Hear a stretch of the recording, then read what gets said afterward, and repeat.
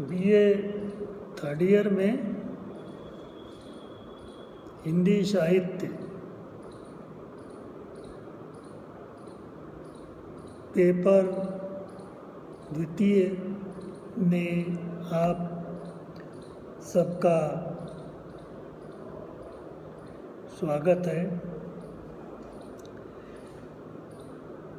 आज का विषय है नई कहानी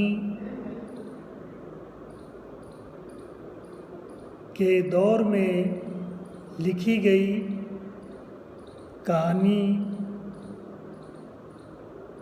का स्वरूप।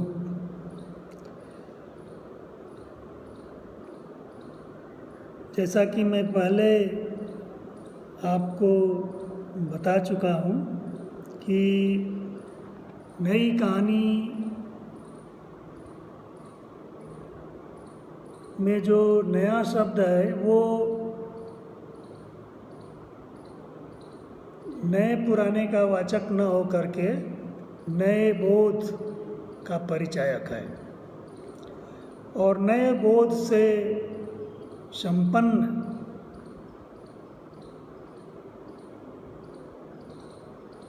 कहानियाँ बड़े पैमाने पर 1950 से 1960 के बीच लिखी गई। ये कहानियाँ अपने की पहले की कहानियों से शिल्प, संवेदना आदि में भिन्न थी।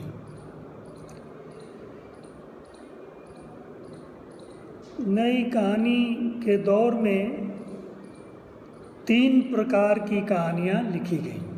अगर हम विभाजन करें तो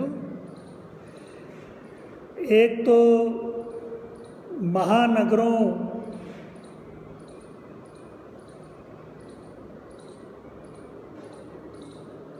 पर आधारित यानी महानगरों के जीवन पर आधारित कहानियाँ लिखी गई, जिसमें महानगरीय जीवन का चित्रण मिलता है।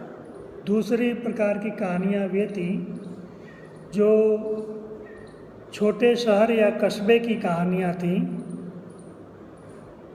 जिसमें महानगर और ग्रामीण भारत का झलक, संस्कृति, रीति रिवाज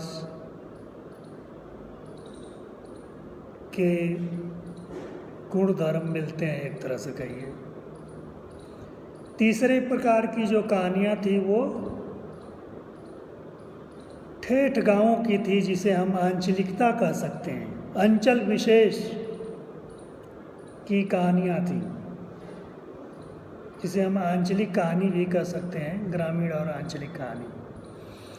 तो पहले प्रकार की जो कहानियाँ हैं महानगर पर आधारित, वो महानगरीय जीवन को अपने में समेटे हुए हैं। नई कहानी के लेखकों ने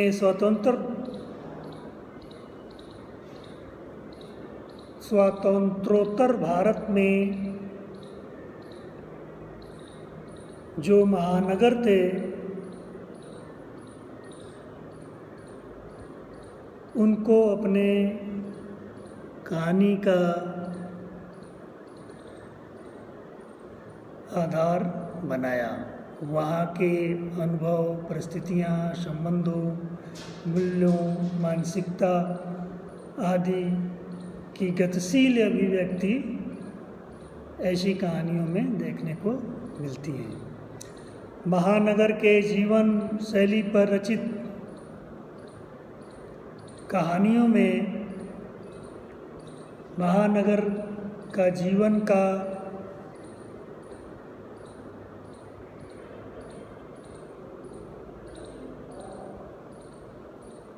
तेज प्रवाह,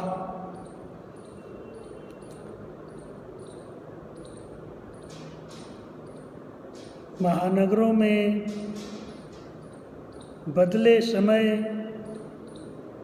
के साथ स्त्री पुरुष के संबंधों में परिवर्तन,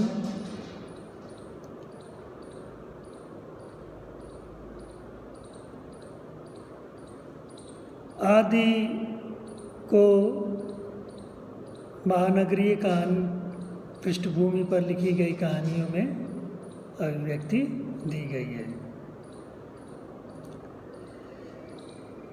जिनमें से प्रमुख कहानियाँ जो है और उनके कहानीकार